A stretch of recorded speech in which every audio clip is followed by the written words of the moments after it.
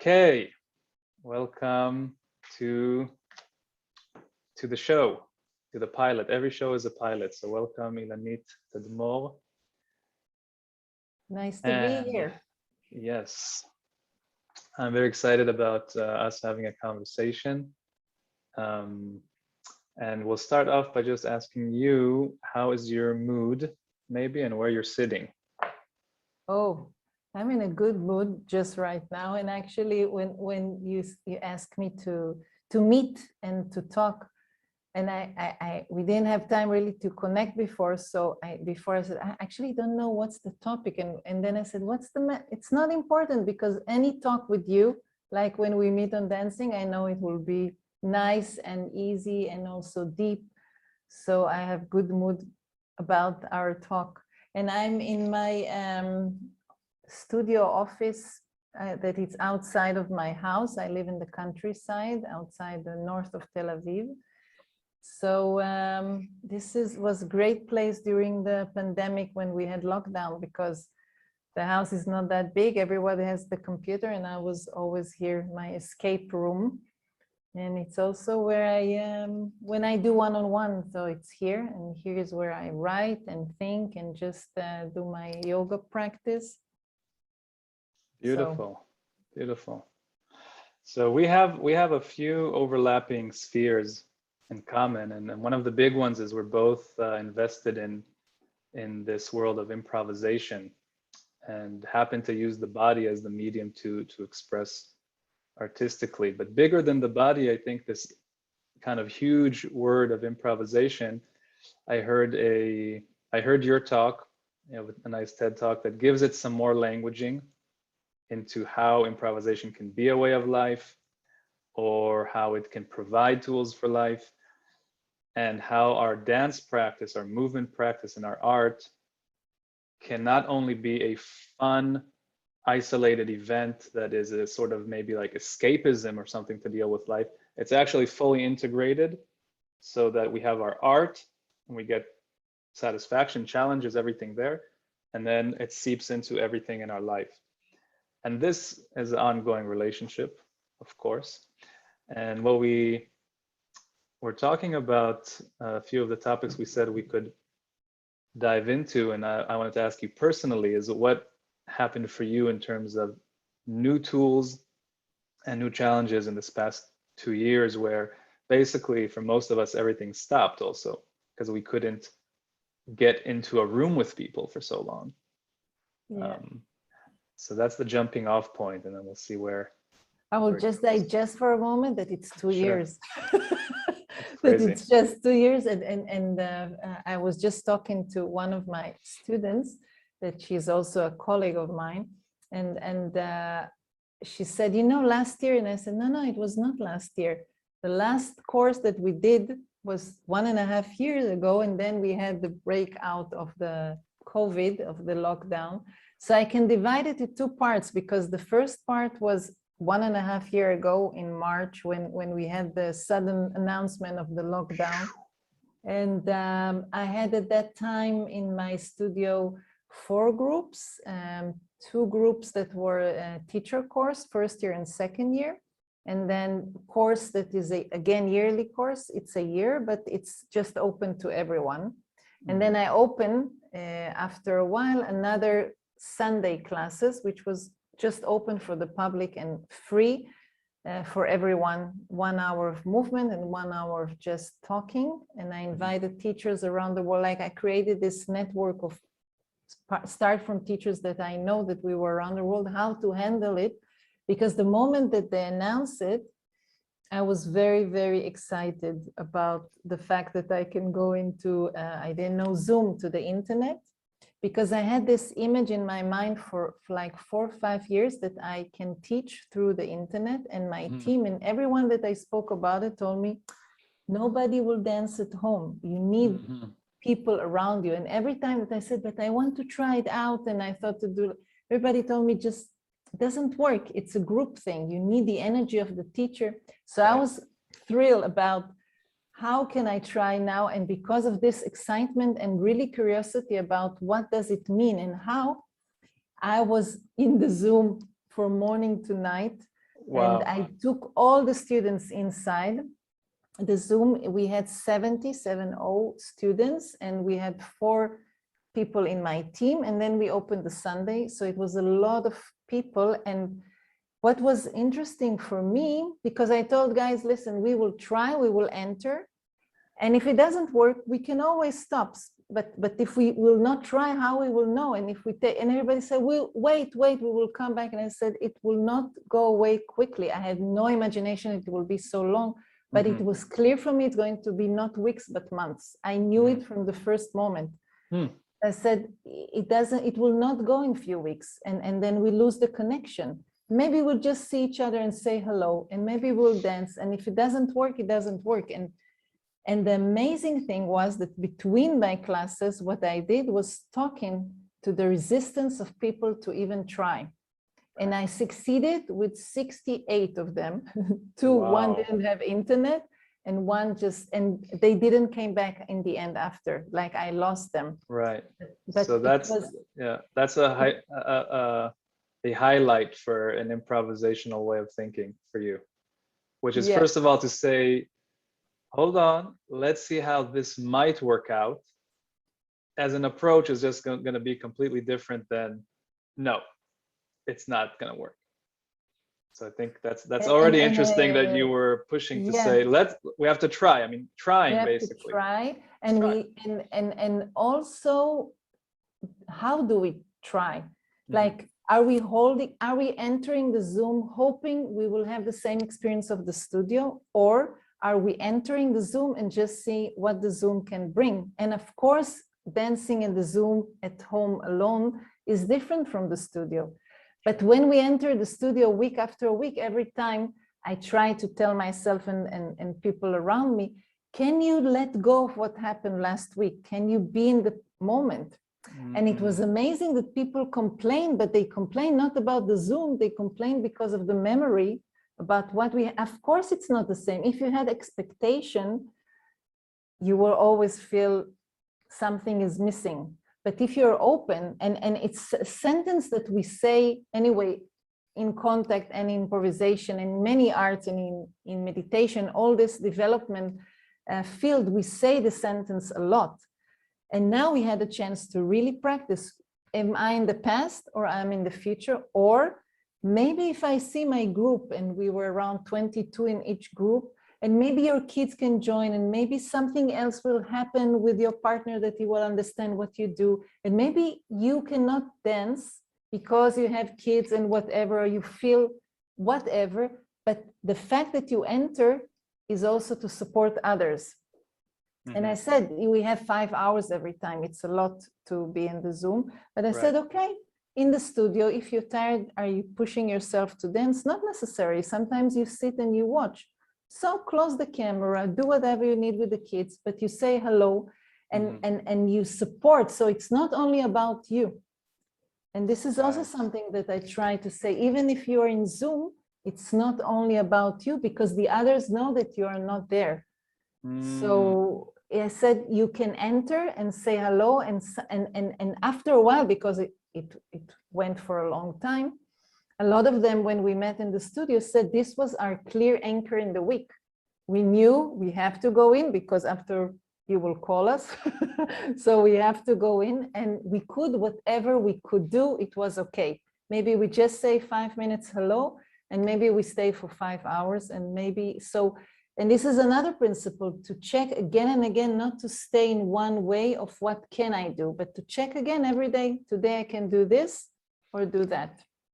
So this was another interesting thing to do.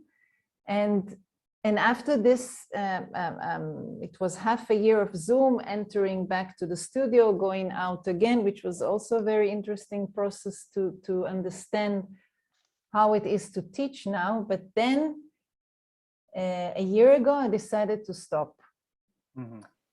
All my friends, colleagues were organizing their house, their garden. I was working 24 hours around the clock, and I felt like, sometimes when you have this strong challenge, some people freeze and some people are pushing, and there's not a lot of us who are just staying in the center and see what you need. And I feel like a lot of people were frozen. Okay, now I'm out of the game, and I was with the part of the group that push more to do actually more than what I did before. And I felt like for me, this COVID-19, as I told you before, for me, it's like this huge improvisation workshop. Ask me to check where is my weakest point or parts in my life. And I feel also in a personal level, but also when I look around systems, around countries, around any areas, what was strong stay, what was kind of weak was shaped, and what was really not in the right place had to go away and maybe come back in another way. And I felt, and I still feel, that all our area of performing, of dancing, of workshops, I feel for myself, I don't know how others, but with some colleagues that I do have in contact, we share the same point of view, that there's a calling for us to look on what we did in another point of view. Doesn't mean that everything has to change, but I felt, for example, that the way people are paying and how much work I put compared to what I earn for a long time was not balanced. Even though I'm probably one of the teachers that holds team and I'm doing well, but still there's something there unbalanced compared to how many years I'm in the field, and especially when you young teacher and you almost don't earn anything. So for example, for me, I never looked at it. It was not that important. I was always in my path, but I felt it was time that now things need to be more in alignment. Yes, not light alignment. Like, yes. Alignment, yeah. And that means that everything that was kind of not stable enough, doesn't mean that it was bad or wrong, but it gave us opportunity to make a new review, and where was too much effort, and I gave example of the money, but it can be in relationship or in education or in our government system, whatever. That was the time, this is the time to organize, to reorganize. Otherwise, for what we did here with all this huge wave that we are in right now. So it almost sounds as if you were having the instinct to interpret it as a very big invitation to get more precise to your inner sphere, and if I even take it a step further from my own instinct of myself, it would be even to be more precise for the spirit or the soul wanting to work itself out through all these interactions with people and studios, but to make it precise so that the inside can match the outside and the flow and the systems in a way that actually feels expansive and correct, and all the things that we could, that's what I felt in my personal story, all the things that I could hide away in some sort of, and it's all relative, for me, for my busyness maybe is less than others, but it's still my busyness. It's still my okay, so I go here on Tuesday and there on and there's no pauses basically. So this was almost a forced, if our life is a big improvisational score of the world turning and us moving around in it, it was a forced pause. It was the director saying stop. And then sounds like you leaned into the stop, because then you said, all right. I ran away from the stop. I actually find it as a creative process. I in the beginning, in the first half year, I was very busy. Would that be resistance also? Is that your version of resistance, or no? That was just what your instinct was? It was my instinct. It was the need that I felt. I told myself, maybe it's only my story, we will see, but I felt as a teacher that have a studio, maybe not so big, but it's big for me, that I have a small community around me. We have 70 people that I need to do something for them. And if I can serve them, I'm not just a dance teacher or a movement mindfulness. I'm also with these people around me. And I didn't know that it will have this positive, strong effect, but that was the call. And when we finished, I said, okay, now I need to go and create the pause, because this was the invitation, and I couldn't do it at the same time. And I was happy about this creativity, and I learned a lot, and I feel I support. But then I felt like, and I love the Zoom. I have no resistance about it, even though it's not an easy place. But it's like, as you also know, as improvisation, we go a lot to dance outside. I love dancing in the street or on the beach, or moving in a museum, but I will not do it every day. Right. Yeah, I need this. So also the Zoom, I love it. I don't want it every day. I want to have different. So it was clear for me that habits needs to be looked again.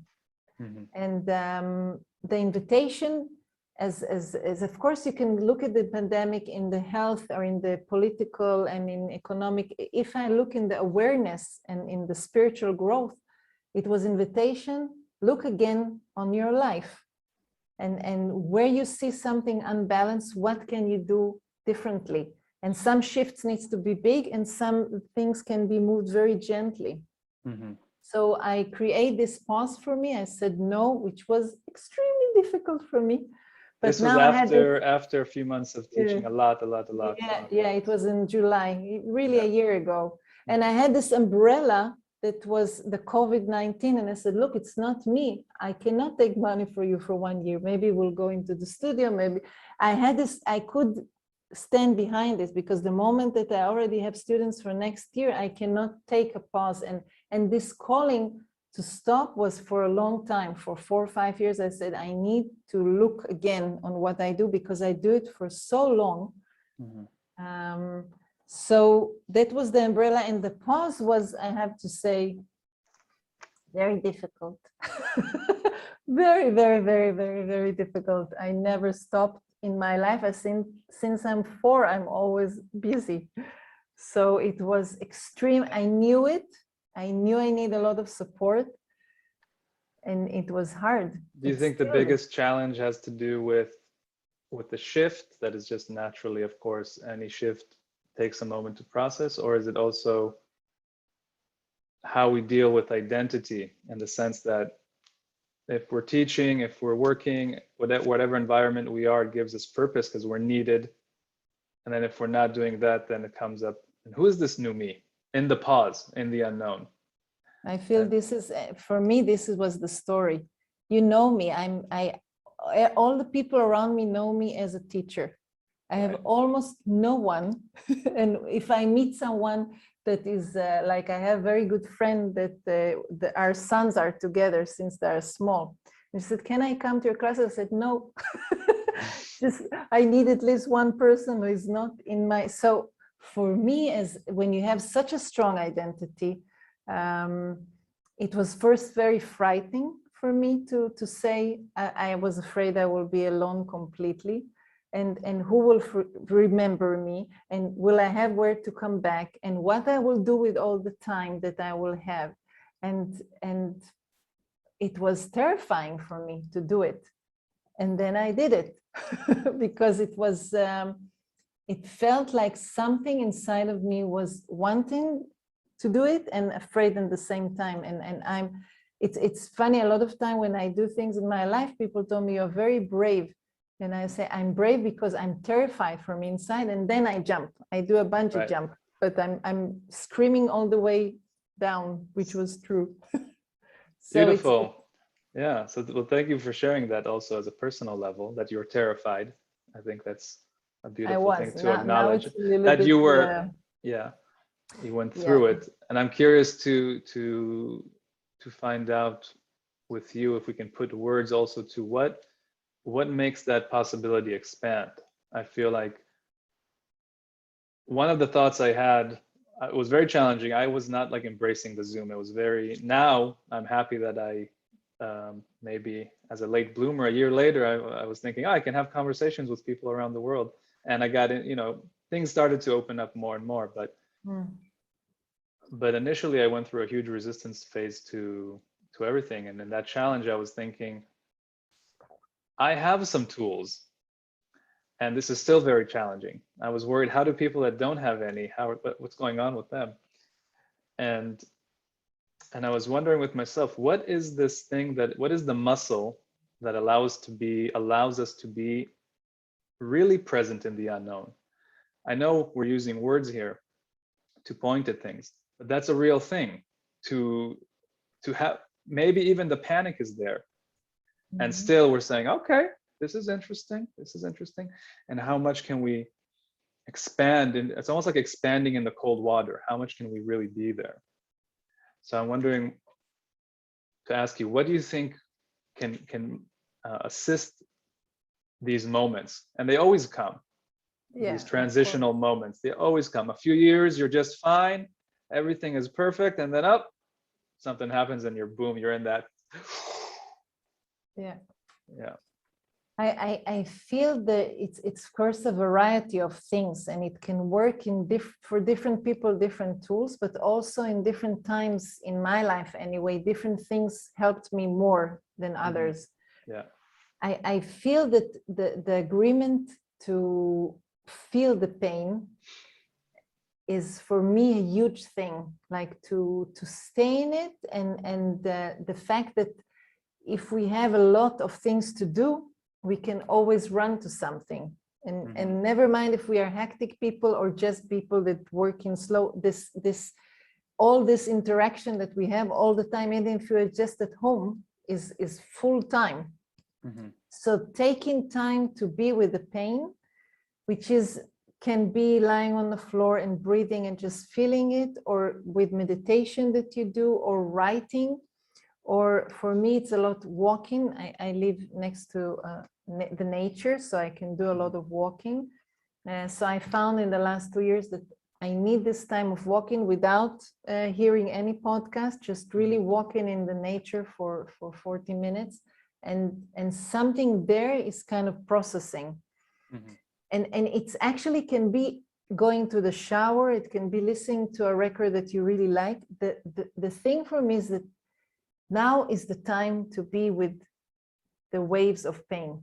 It's not so much what you do, because it can change, and it can also depends of each person where I need to move and walk. Some people need to just stay in one place, but it's the fact that I'm saying I'm with it.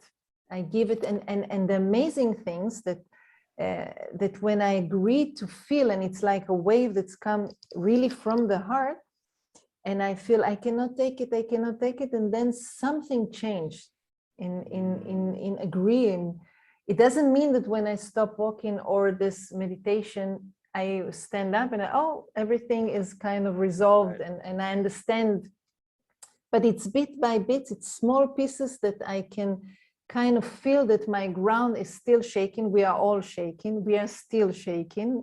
We are in the process. But I can find easily my balance because I'm more flexible because of these tools that I use. And you know, I don't watch TV, but when it started, I did watch every evening, and then I understand there's better not to. But there was one interview that they talked with the restaurant owner, and he said, you know, I have no tools to handle what's going on. I don't know what to do. I have no idea. And it was amazing. In Tel Aviv, for example, some were flourishing from delivering because everybody were eating like crazy in Israel. When I went back to Tel Aviv after half a year, I was sitting in a coffee place and say, oh my God, Tel Aviv gained 5 kilos.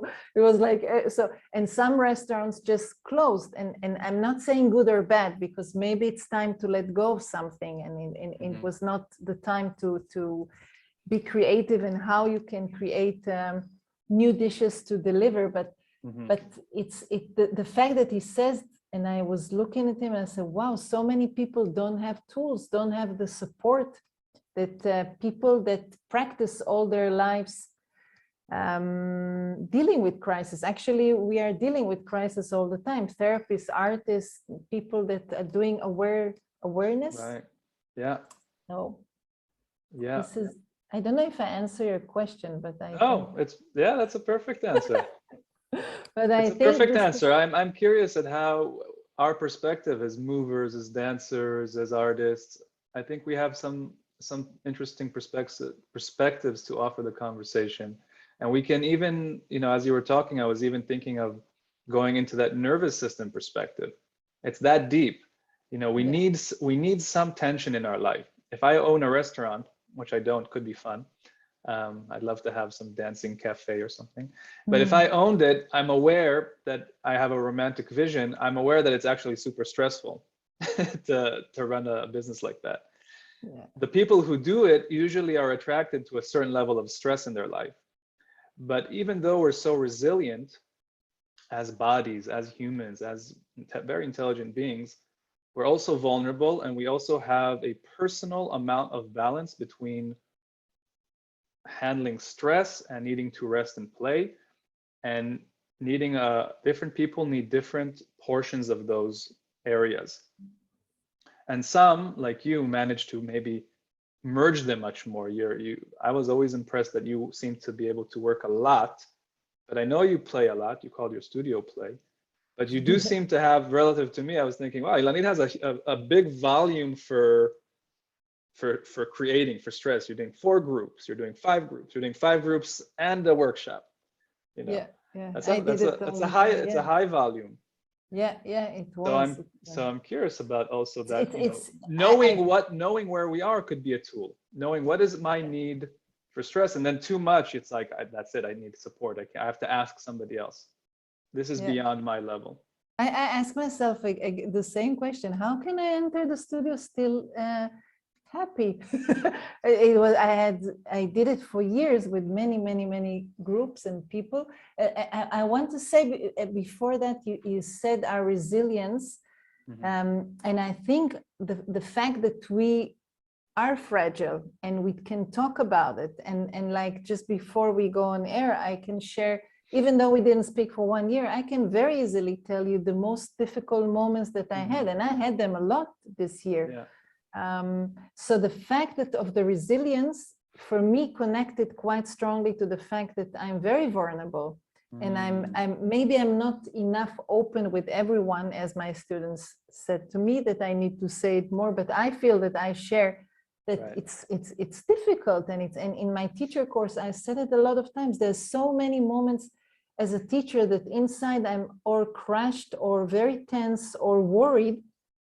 But what I'm trying is, when I decided, okay, now we will walk to be clear and not to bring it into the way that I lead, but I can go back, and the team that works with me know how much I can struggle with things where I write, where do I need a feedback or to observe again and again.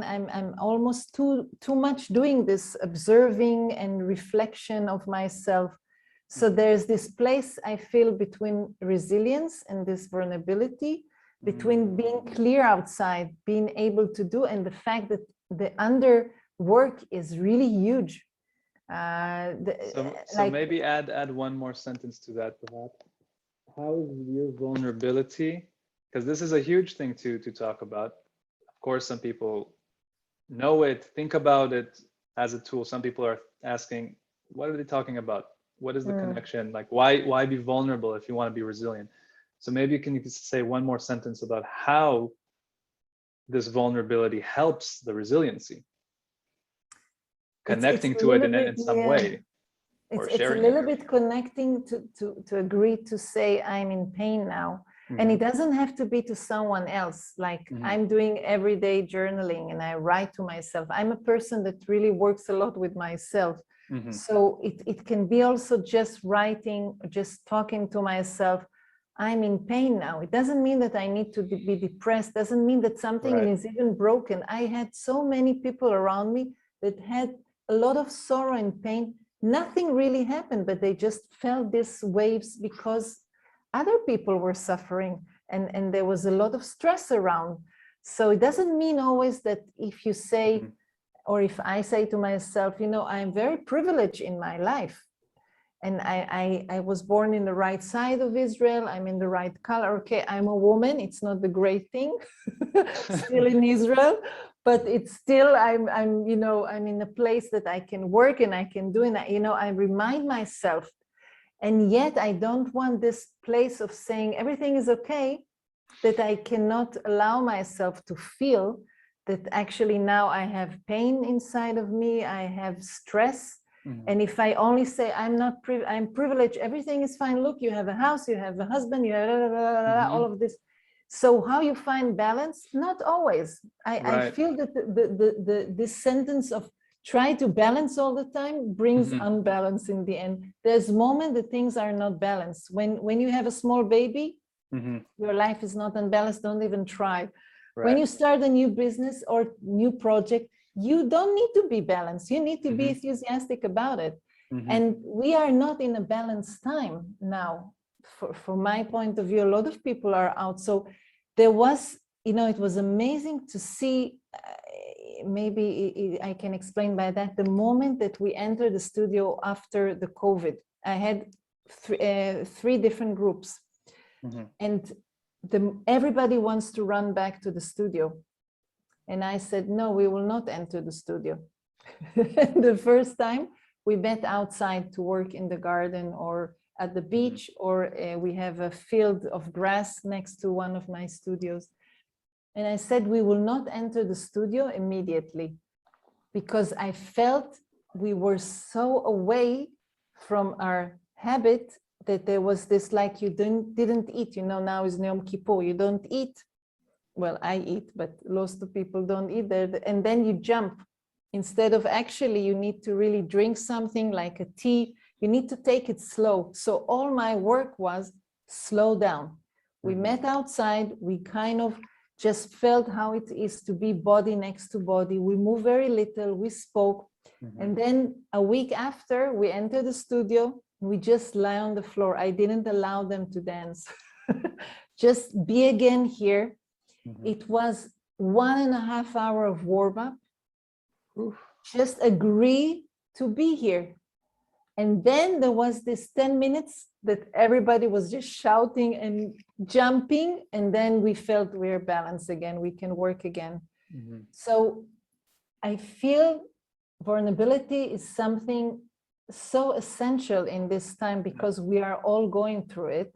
And it's about being honest about it. For myself, then if you can share it with other, most of the time your partner or your friend will say, I can relate to that, maybe in another area. So for me, when you told me, let's talk, and I said, of course, it's the one thing that I can relate is to people that are honest, and we can say, and we can laugh, and we can also say, I had a very hard year. I had a few moments that I was I didn't dance, and it was the first time that I was injured really strongly. No. I broke my ankle. Are you better now? Yes, I'm completely okay. But it was amazing. The moment I wanted to go back to the studio, and my father passed away, and then we had a war here, and then I decided to come back, and I twist my ankle. So I had so many stops in my life. And I met so many layers of pain that I didn't have before. And we had a war here. Nobody talks about it. We had really a war,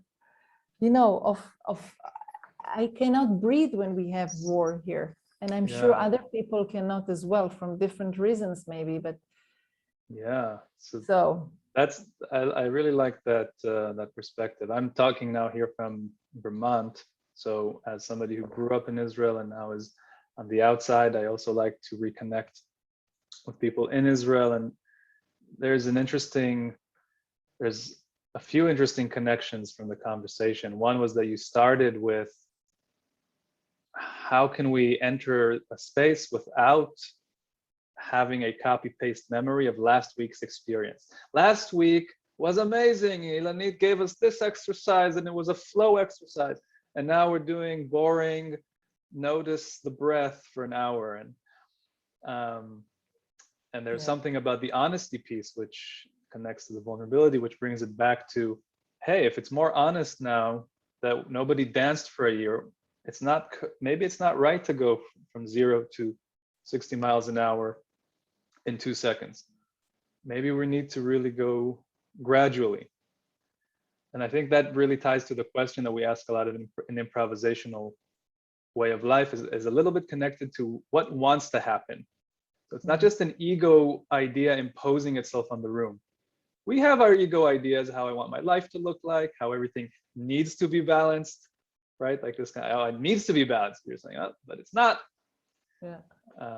So I really like that idea of, hey, it's not balanced, and we're honest with it, and we're able to share it with ourselves, maybe self-reflection as a tool first, and then beyond that, maybe with somebody we trust that can also have the correct container for our sharing, because that can also be rough if the container isn't right and you're feeling something.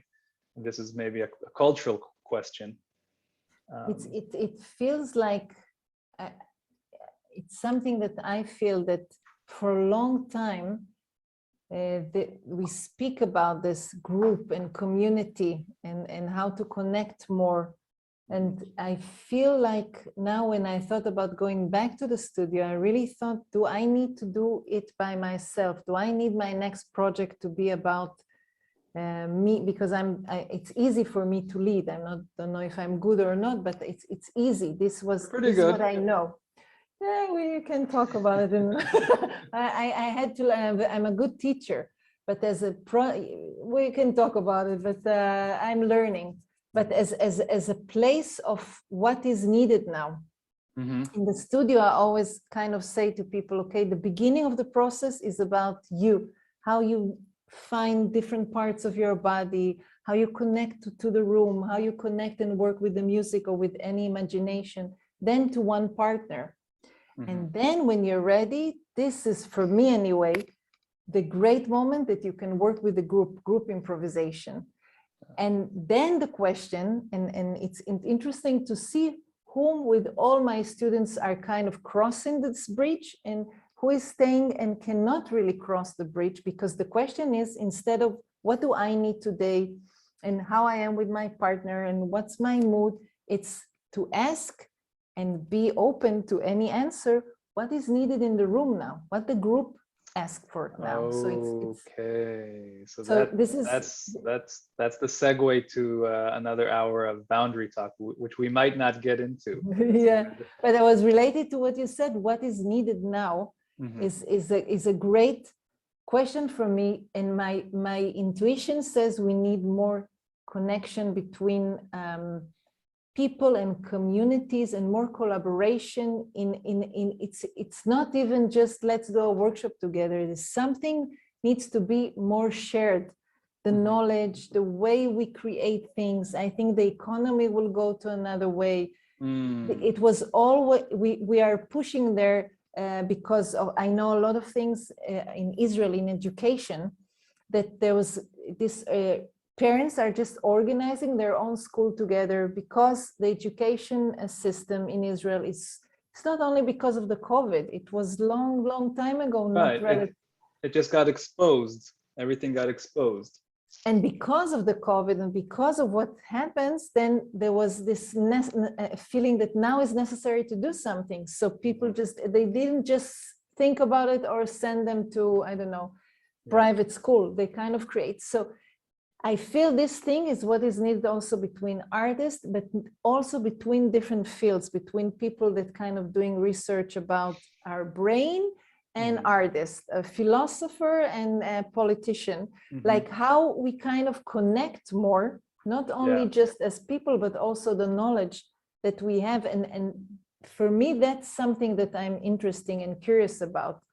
Like what is because for me, the century that we ended, the 20th century, was about each one creating very professional knowledge in specific area. So is this the progression you're going into from what you were saying in the studio? Self, yes. Grounding, self-other, yes. And now as a bigger stage, self-world or world. Communities. Yes. So what stops us when we're in that moment and we're saying, I'm grounded in myself, maybe I can handle one person. what is the resistance to then transfer to, okay, what does the space need? Is it an awareness piece? Is it a practice piece? Is it some other intelligence? It's interesting to watch, and I try, because you know me, I spend hours in the studio trying to understand why people get it easily and some never mind if they have a lot of training or not. It's not only about skills of movers or dancers. It's something about the awareness and something about compassion, and this kind of curiosity. Like you told me in the beginning of when we talked, you said, okay, I'm curious what will be. And I feel this curiosity is something that I was born with. And when I feel that I meet people that maybe their curiosity is not awake and alive anymore, this is something that I find almost as a mystery. How can I kind of open this curiosity? And sometimes you need just more time, because some people are just need to stay longer time with themselves because they have kind of different stuff they need to clear out before they're ready. But it's first the willing to say, I'm not alone anymore. And it's the willing to say, okay, what's going on? Maybe for example, because we are from the dance world, maybe I really feel like running and have this hyper fun energy, but actually when I look around, people are still on the ground and they are rolling, and it's not what I want, but I can find myself in rolling, and maybe the energy will change. Maybe I will even can lead, but I want to be part of the group. And it's agreeing to step away from myself in order to find something else. And it means that I can, because I have a variety of range of possibilities. It's okay. It's not that I step on myself. I just step away in order to create a new space. And in this new space, I find actually that there's something great in rolling now on the floor. And maybe in 5 minutes, everybody will run with me, but I don't get into the situation with the more, I always tell the students, pay attention that you're not just doing the rolling with as the example, but inside you're going, So what's the inside movement? Can you really say, maybe it's not what I feel now, but for 5 minutes, I can try to be really honest. What is good for me in this rolling now, which is not just pretending to do what everybody else is doing, hoping that it will go away quite quickly. So it's outside and inside movement, and it's okay to feel I'm a little bit, it's a bummer for me to do it, but if I can find myself, something good will also change in the energy. So we were, what is this COVID? It's isolation. We were far away from each other in order actually to understand how we come together in a new way, in a new order, in a new connection. And now we are kind of in the middle of this. We are not isolating, but being together is of course, here in Israel, everybody's doing what they want, but it's still, you can feel the tension. Everybody's going, I mean, people even here respect these masks, and so it's not together yet, in a way. It's in the process. I completely feel that. I feel that also from my instinct into where we are looking back, going forward as a humanity. I think you're right about that. We are in that interesting limbo state with our systems, with our individuality, and almost our egoic systems of how we live, going to a certain peak, but not yet having any kind of creative vision yet to come ahead of us to on the other side of this peak. And I can personally say that my resistance also to some, when I was practicing more weekly improvisational scores, initially, because I have a rebellious nature and I thought of myself as being very original inside my ego. I'm an original guy. I'm not like everybody. So if you gave me a score, maybe the score is, hey, all the room is rolling around. Maybe I can't do that, and as a beginner starting out. because I need to be an individual still. And so I like this, we're in our last 5 minutes, wrapping things up a little bit, but I do like the idea of, I wrote this one down, how do we bring curiosity and compassion into the room as a little bit of an antidote? I mean, of course, everybody have a personal growth path, we have a collective one. Now I have no problem to roll around with curiosity, even if I feel like doing something completely different. Yeah. Because there's the satisfaction isn't there anymore. I know that I'm unique, but I'm not trying to be original anymore. There's no, the individual need isn't imposing anymore. Yeah. And, but just to be even more precise, it's not, if someone will hear it, it's not about, and I'm sure you and I understand it, but maybe because we were in the studio doing that, rolling many times, that it's not about giving up on ourselves and right. in a creative way, finding always what is the yes. Right, that's a good distinction. It is about staying with this fire of, I want, for example, to have more energy in the room, but trying to say yes and maybe to bring the group into another level of energy. Maybe it will not be running and jumping as I want, but maybe we will not roll slowly for 1 hour. So this is, for me, it's this being together. It's in a new way of being together, which is not either or. Mm-hmm. Or I need to give up on myself, or I need to be like everybody else. So if I would say big words, capitalism, socialism, like, it's not about this. It's something new that we need to find. And I think we can feel in levels of economy and of people, how they organize, what I say, for how their education, and we can feel it. It's still not strongly clear because we are in the process and we hold so many habits from our past. In the end, improvisation is about habits. Mm-hmm. If we say improvisation, we think every moment something new, but actually as improviser, we know that we work mainly about our habits. We just and about our ability to expand our container of complexities. From agreeing, anyway, for me, from really diving and saying, I fall in love, first of all, in the habits. Before I will change it, I need to learn it. How do I like to start when nobody tells me what to do? How do I like to engage with someone? So it's to learn my habits, and from learning as investigation or as in a laboratory, I understand what's going on there, and then the change can start.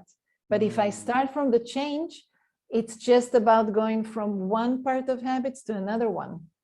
And I mean, for me, I know this is all my life. I didn't do anything else apart from improvisation. But if you see me in the studio, I repeat 90% of my time the same movement that I like. Okay.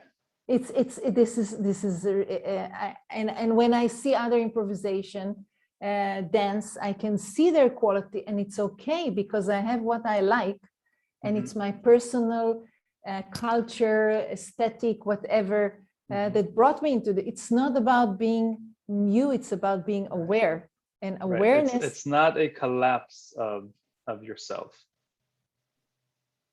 Yes, but it's also not about just kind of resisting my habits. Actually, improvisation, it's self-awareness of who I am. Who I am is all my habits. So you feel like you're addressing also like habits getting a bad reputation, like, oh, improvisation meaning switch up all your habits. Why bad reputation? Is self-learning.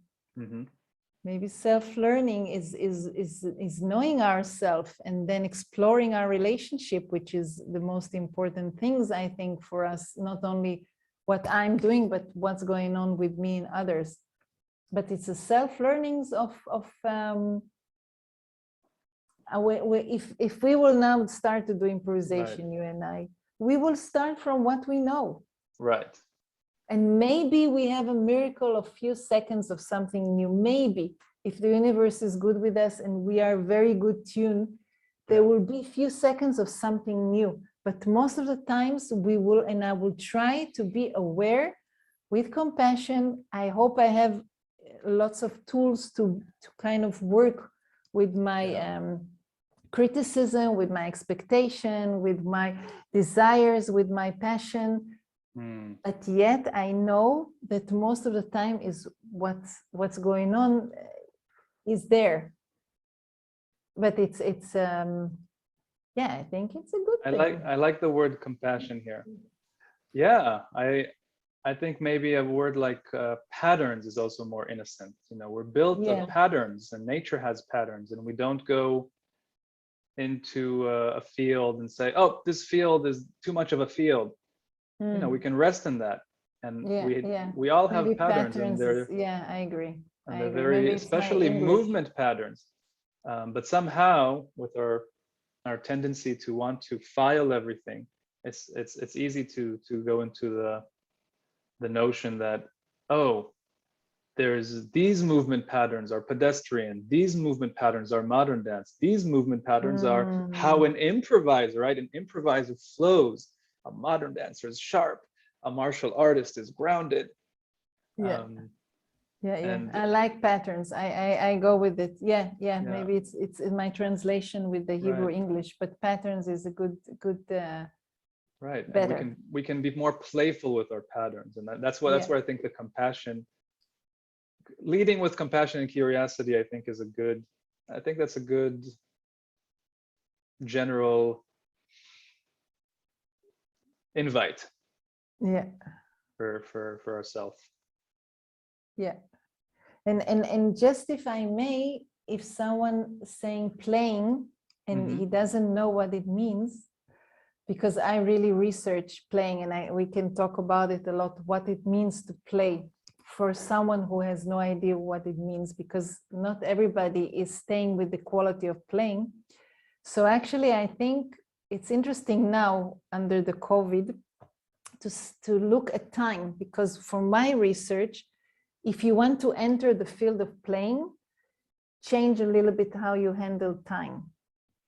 Like if you do something really fast, or just fast and slow, and then try to kind of emerge these different qualities, this is the beginning of entering playing. Of course, it's not all of it, but and we had this possibility to, time is accelerating, time feels different now. Like we spoke 1 year ago, no, 2 years ago, like we changed the way we see time, and playing doesn't mean that it's funny necessarily. It's mean that you bring lightness to the way you observe things.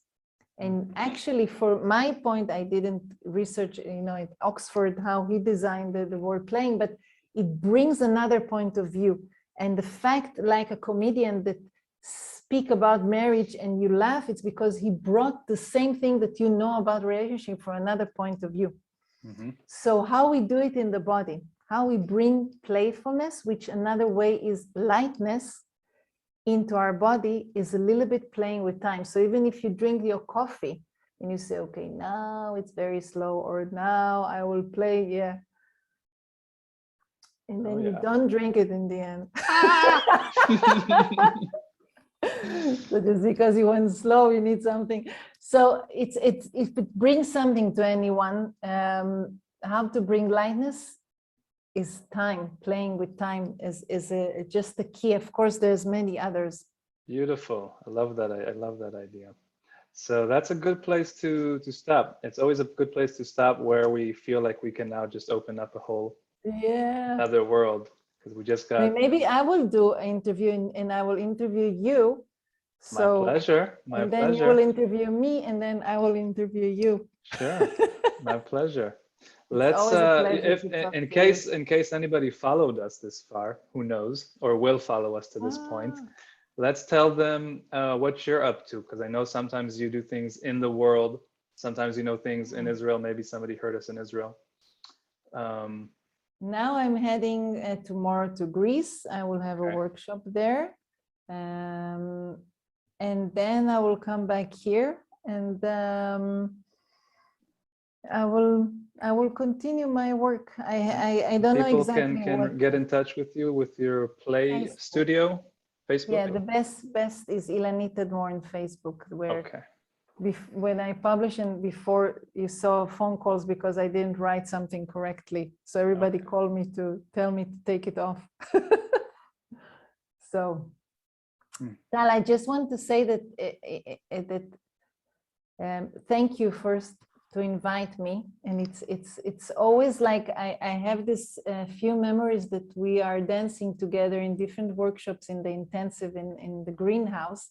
Yeah. And always when I enter the studio, there's huge studios with a lot of people, and I see you and I say, okay, I can stay in the class because if something went wrong, I can always go and dance with Tal. So we always have something that is, it's like when I end this talk with something that has a lot of deepness and honesty, but also lightness in the way that that you communicate. So thank you for that, and for inviting me and have the possibility to think in English a little bit about everything. It's always talking in another language brings something else.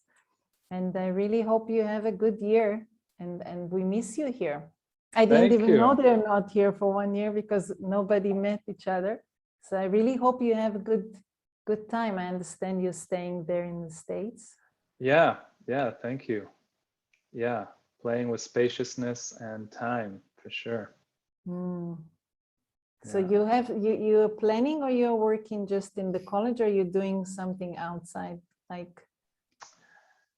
I have an awareness that I want to wrap up our formal show, and then I will tell you. Okay. So we'll do, let's see, what are we going to do? Maybe I'll let you improvise your ending, our ending. All right, I have this, you have your body. We'll do something together for our ending. Okay. Do I need to take the mic off, or it's? Whatever, I don't know what we're doing. Okay. We're finding an ending.